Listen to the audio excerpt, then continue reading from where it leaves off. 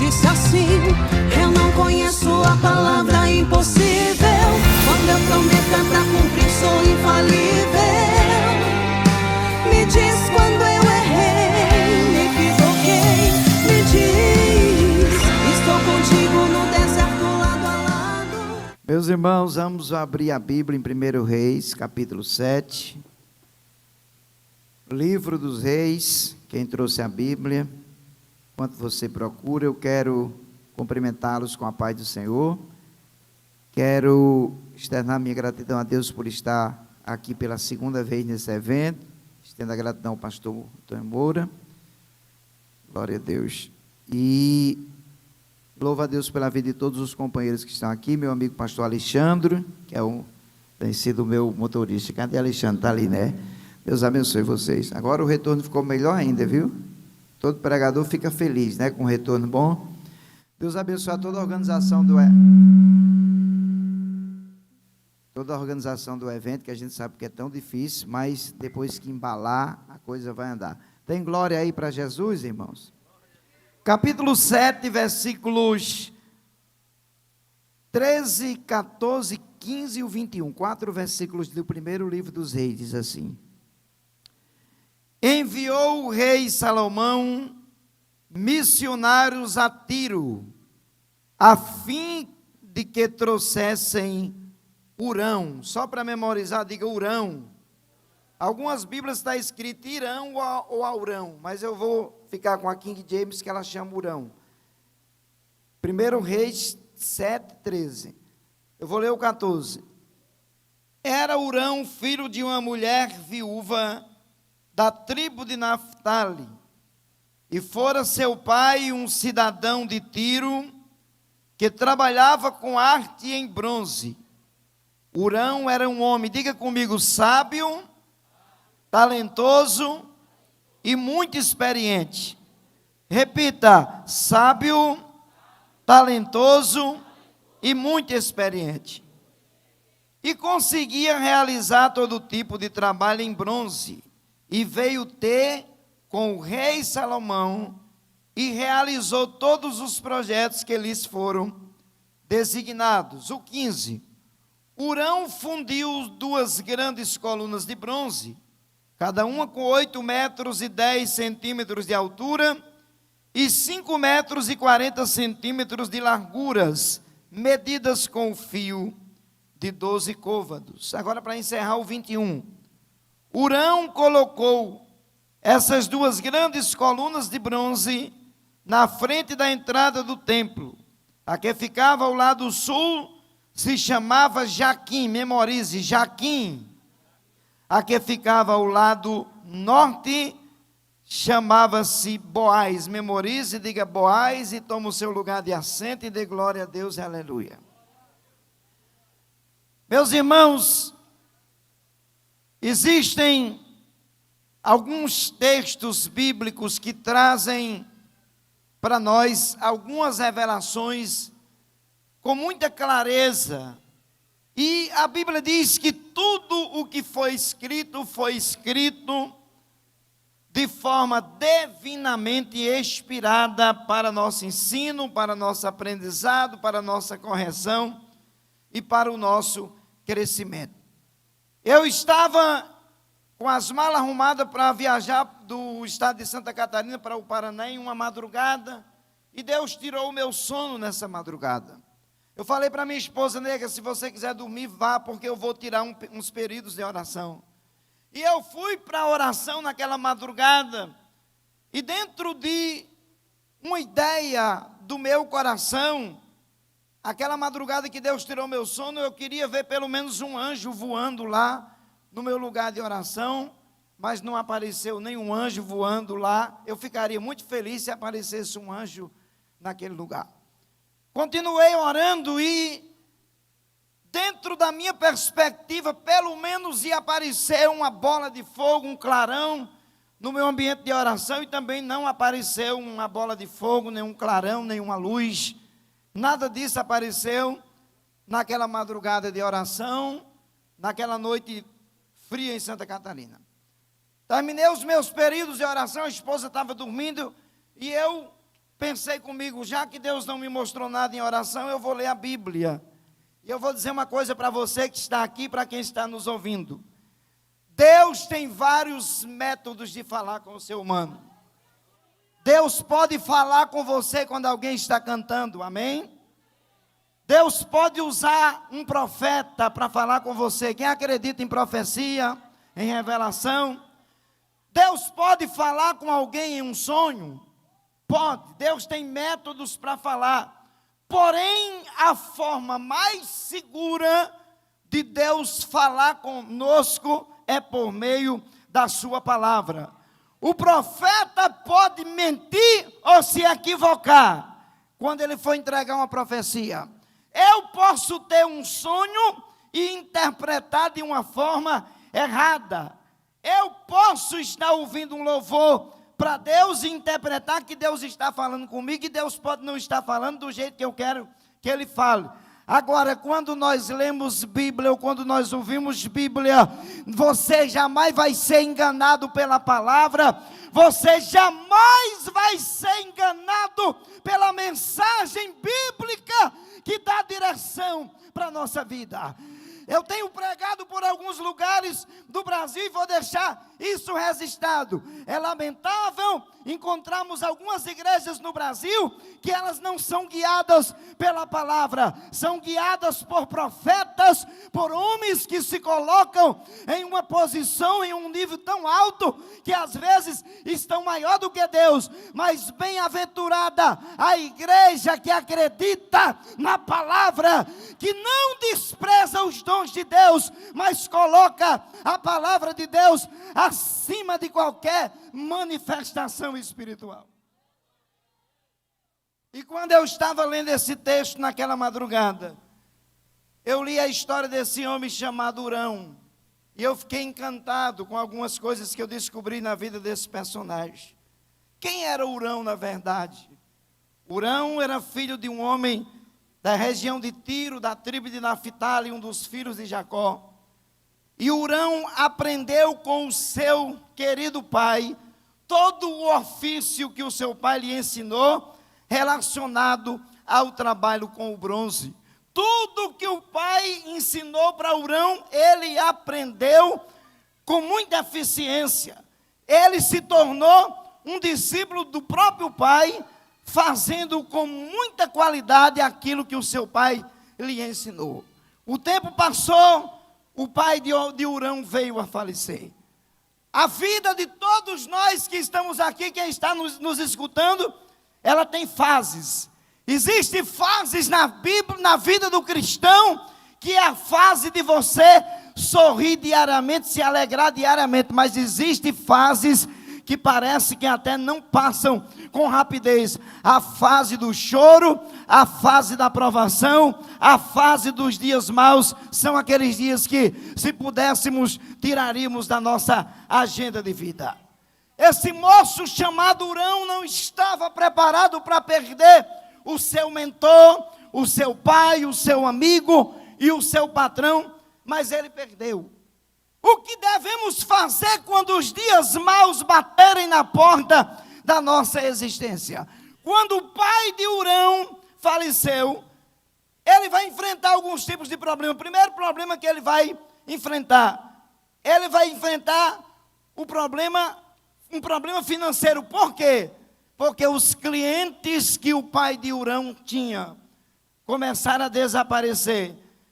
Diminuiu o percentual de clientes que vinham para o pai de Hurão fazer os trabalhos que ele fazia. Ou seja, Hurão é apenas um jovem que na ideia das pessoas não tinha as mesmas habilidades do pai. Apesar dele ser sábio, talentoso e experiente, mas as pessoas não lhe deram o devido valor. Por isso a clientela de Hurão desapareceu, e com isso veio a crise financeira. Você que é empresário, que é lojista, sabe muito bem que se não tiver cliente na sua loja, se não tiver cliente na sua empresa, o caixa vai ficar defasado, não vai entrar suficiente. Daqui a pouco você começa a entrar em crise, e isso acontece em muitas empresas do Brasil. Primeiro problema de Hurão, vai enfrentar uma crise financeira Porque faltou o cliente, faltou dinheiro, e quando falta dinheiro, as crises começam a bater na porta das pessoas. Eu estava no estado do Pernambuco, exatamente numa cidade chamada Garanhuns, e eu fui ser testemunha de alguns casamentos de algumas pessoas da igreja que eu pastoreava. A juíza da 9ª vara da infância de Recife estava substituindo o juiz que não pôde ir fazer aquela celebração, e ela disse para a gente: quando terminar essa celebração aqui, eu vou assinar uma pilha de divórcio mais ou menos de quase 1 metro. E ela disse para a gente: pasme os senhores, que a maioria desses divórcios não são problemas de traições, são crises nas finanças desses casais, e eles não souberam lidar com essa crise e chegar ao ponto de se separar. A crise financeira, quando ela bate na porta, ela traz desespero, ela traz muitos problemas terríveis, mas eu quero usar essa tribuna nesta noite e liberar uma palavra profética para você que está aqui. Deus é maior do que qualquer crise financeira que você esteja enfrentando. A crise está instaurada na casa de Hurão, mas ele tem um segundo problema. O segundo problema de Hurão, ele tem que lidar com a situação da sua mãe viúva. E quem conhece um pouquinho, pastor Moura, da cultura judaica, sabe muito bem que viúva em Israel, por um determinado tempo, ela não tinha vez e nem voz. Todas as viúvas sofriam. Deus teve que intervir uma vez e usar um profeta e dizer para aquele profeta: grita lá em Israel que eu sou pai de órfãos e esposo de viúvas. Deus vai falar a respeito desse assunto, vai tratar, fazer uma tratativa com relação a isso, porque as viúvas não tinham vez nem voz, até Deus dar vez e voz para as viúvas em Israel. Uma das especialidades de Deus é dar voz a quem não tem voz e dar vez a quem não tem vez. Você entendeu? Levante essa mão e dê um glória. Deus dá vez e voz a quem não tem vez e não tem voz. Esse ano Deus vai colocar muitos vereadores e prefeitos novos em algumas cidades do Brasil, porque Deus vai dar vez e voz a quem não tem vez e voz. Escuta o que eu estou dizendo para vocês. O segundo problema de Hurão é o problema de lidar com a rejeição da sua própria mãezinha. E você que é filho igual eu sou, meu irmão, ninguém está besta de mexer com a nossa mãe. A nossa mãe é uma princesa. Quem tem mãe aí, dê um glória para Jesus, por sua mãe estar viva. A minha tem 81 anos, se deixar ela vai os cultos 7 dias por semana, e se tiver vigília e escola dominical, ela está dentro. Dê glória a Deus pela sua mãe. A mãe de Hurão era preciosa para ele. Infelizmente tem alguns filhos que não valorizam isso, mas bem-aventurado é você, filho, que honra o seu pai e a sua mãe, porque a Bíblia nos mostra isso como mandamento de promessa de Deus na vida do crente. Hurão vai ter outro problema que ele vai enfrentar, o terceiro tipo de problema. Ele vai ter um problema que vai afetar as suas emoções. Por quê? Porque o camarada está desempregado. E ninguém consegue ser feliz desempregado, irmãos. Ninguém. Você nem ajudar na igreja, você pode. Quem é solteiro, nem um sorvete para a namorada pode pagar. A crise financeira maltrata de forma acelerada a vida de uma pessoa. Hurão está desempregado, não tem cliente, está vivendo essa situação de ter que suportar a rejeição que a sua mãe tinha em Israel. E em terceiro lugar, tem uma coisa que Hurão descobriu na vida dele. O significado do nome de Hurão é esse: meu irmão vai ser honrado e exaltado, eu não. Gente, vocês sabem que o judeu tinha essa ideia de acreditar em uma bênção profética no seu nome. Agora imagine quando Hurão descobriu o significado do seu nome. A significância do seu nome não trazia nenhuma bênção profética para ele. E isso mexeu com as emoções, porque qualquer um de nós que estamos aqui, se acontecer alguma coisa que afete as suas emoções, você vai sofrer com isso. O moço olha para o significado do seu nome e pensa consigo: poxa vida, meu pai não teve nem a relevância, a ideia de escrever, de colocar um nome profético na minha vida, colocou um nome que não tem nenhuma bênção profética. Mas eu preciso dizer para você que está aqui: o Deus da Bíblia é maior do que o significado de nome. O Deus da Bíblia é maior do que a localização geográfica de alguém. Eu vou mostrar para vocês que o Deus que está presente nesta noite está no controle de todas as coisas, e quando Ele decide fazer, Ele faz, porque Ele é Senhor de todas as coisas. Eu estou falando de um moço que está em crise. Eu destaquei só 3 crises na vida dele, já está bom demais, já é suficiente para você entender onde é que eu quero chegar. Urão está vivendo uma verdadeira crise existencial. Mas um dia que Urão não está esperando, quem chega na porta da casa de Urão, está aqui escrito, 1 Reis capítulo 7, versículo 13, quem chega na porta da casa de Urão, a carruagem do rei Salomão. Por que a carruagem do rei Salomão parou na casa de Urão? Sabe por quê? Porque em uma reunião que houve lá em Jerusalém, sabe quantos quilômetros dá de Jerusalém para Tiro? 591 km.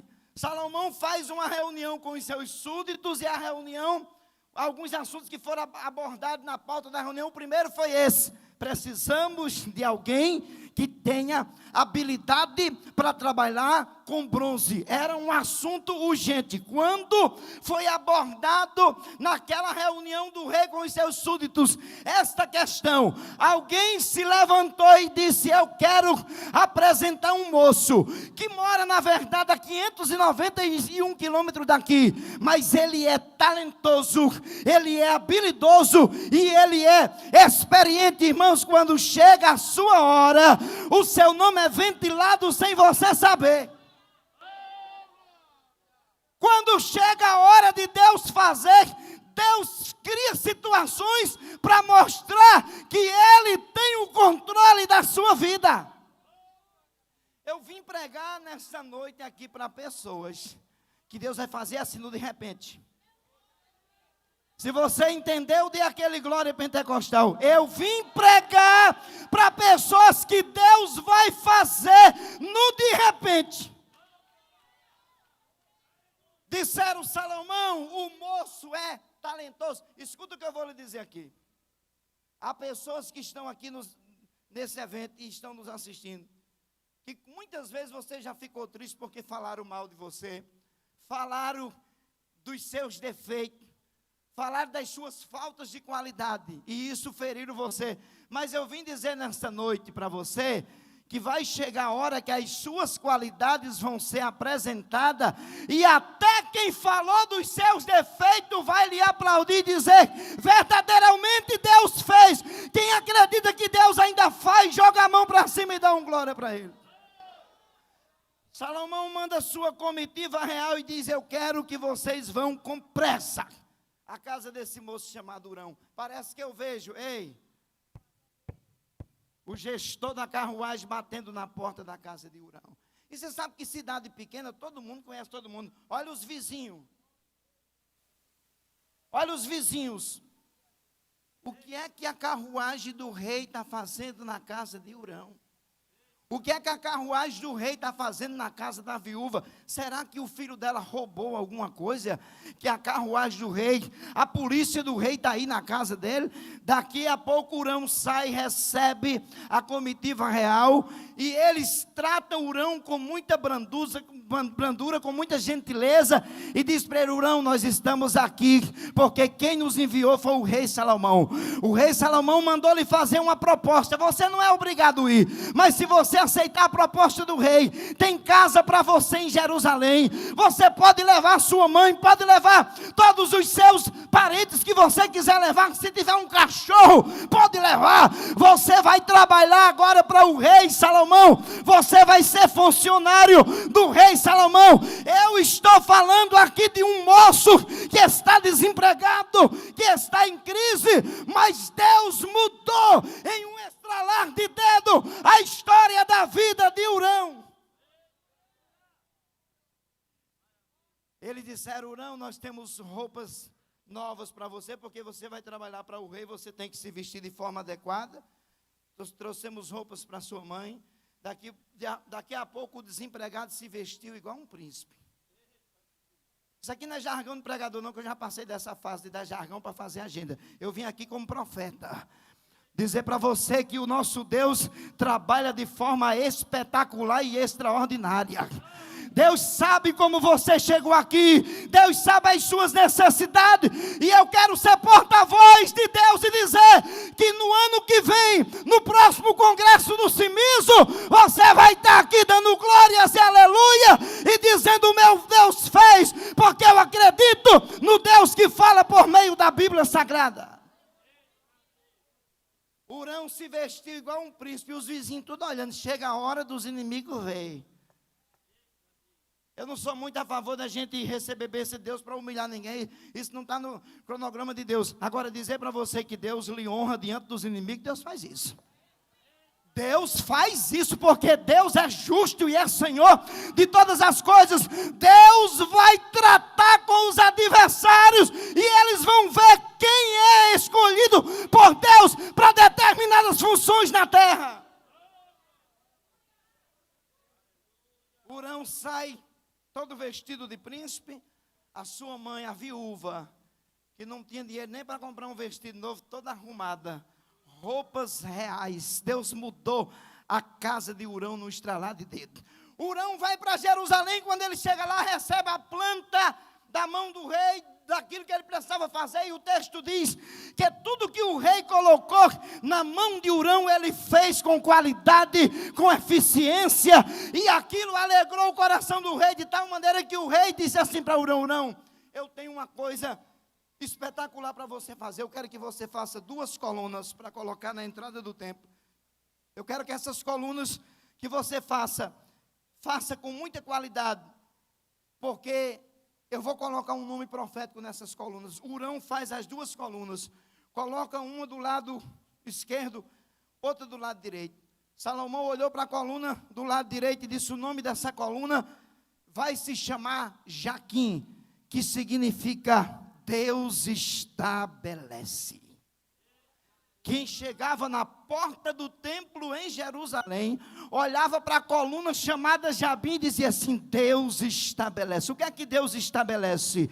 Projetos. O que é que Deus estabelece? Chamada especial na vida de pessoas. O que é que Deus estabelece? Bênçãos sem medidas, recalcada e transbordando para a vida de pessoas que acreditam que o Deus que estabelece continua sentado no trono e tem o domínio de todas as coisas. A coluna que está do outro lado, o nome dela é Boaz, que significa Deus é o Todo-Poderoso. Quando alguém olhava para essa coluna, tinha a percepção de quem era o Deus de Israel, o Deus Todo-Poderoso que fazia todas as coisas. Eu vou terminar a minha oportunidade dizendo para vocês que Salomão mudou no estralar de dedo a vida de Hurão e a casa dele, ok? Só que tem um versículo que me chamou muita atenção nessa palavra que eu estava meditando. Está em Mateus 12:42. Uma certa vez, Jesus está ouvindo os fariseus falar a respeito da grandeza de Salomão. E de repente, naquela conversa, Jesus nunca foi de fazer isso, e ele só fez essa única vez. Jesus disse: eu sou maior do que o rei Salomão. Irmão, Jesus dizer isso publicamente diante dos fariseus que conheciam a história, que sabiam da grandeza de Salomão, que sabia da magnitude da sua história, que sabia dos seus feitos. Agora um homem que tinha pele queimada igual a Jesus. Isaías tinha dito que não havia nem beleza em Jesus para o desejarmos, e agora esse homem fala publicamente: eu sou maior do que o rei Salomão. E se nós formos olhar para essas verdades bíblicas, nós vamos concordar em número, gênero e graus com as palavras de Jesus. Sabe por que eu estou dizendo isso? Apesar de Salomão ter mudado a vida de Hurão e da sua mãe, a descendência de Hurão se tornou abençoada, mas Salomão nunca pode dizer para alguém o que disse Jesus. Em João 11:25, Jesus disse: eu sou a ressurreição e a vida, e aquele que crê em mim, ainda que esteja morto, viverá. Salomão nunca pode dizer para um judeu: eu sou o caminho, eu sou a verdade, eu sou a vida, e ninguém vai ao Pai a não ser por mim. É por isso que Jesus disse: eu sou maior do que o rei Salomão. Eu quero que você levante a sua mão e diga bem alto: o meu Jesus é bem maior do que o rei Salomão. É por isso que Jesus faz esta declaração. E eu comecei a fazer um paradoxo entre a missão de Jesus aqui na terra e a missão de Salomão aqui na terra. A missão de Salomão foi totalmente diferente de Jesus. Por quê? Porque Salomão nunca teve a condição de dizer que ia para o Pai, mas não deixaria a igreja órfã, enviaria o outro Consolador, o Espírito da verdade, que o mundo não pode receber, porque não crê e não conhece, mas esse Espírito está aqui no Cimismo nesta noite. E sabe onde é que esse Espírito está? Está em você. O que é maior do que o rei Salomão está aqui. Com permissão do pastor, eu quero que você fique em pé. Eu quero orar por você nessa noite. Eu acredito no Deus da Bíblia que anunciamos. O Deus que é maior do que Salomão. Eu sei que nós estamos começando o Cimismo, tem muitas outras mensagens que virão aí, mas eu quero aproveitar os meus 4 minutos que me restam para orar por você e declarar nesta oração que o Deus que é maior do que o rei Salomão está aqui para mudar a sua história nessa noite. Você acredita? Você acredita? Então curva a sua cabeça aí onde você está e feche os seus olhos, que eu quero orar por você. Querido Deus, em nome de Jesus, nós estamos diante de Ti nessa noite, declarando nesta tribuna que o Senhor é bem maior do que o rei Salomão. Ó Deus, aqui tem uma igreja que acredita nesta verdade das Escrituras, que o Senhor é o dono do céu, o Senhor é poderoso para mudar a vida desta pessoa, o Senhor é poderoso para batizar ela com o Espírito Santo e com fogo, o Senhor é poderoso para mudar a sentença desta pessoa nesta noite. Esta é a minha oração, crendo que haverá resposta do céu. Se você acredita, dá um glória para Jesus. Então Deus me disse assim: eu não conheço a palavra impossível. Quando eu prometo é para cumprir, sou infalível.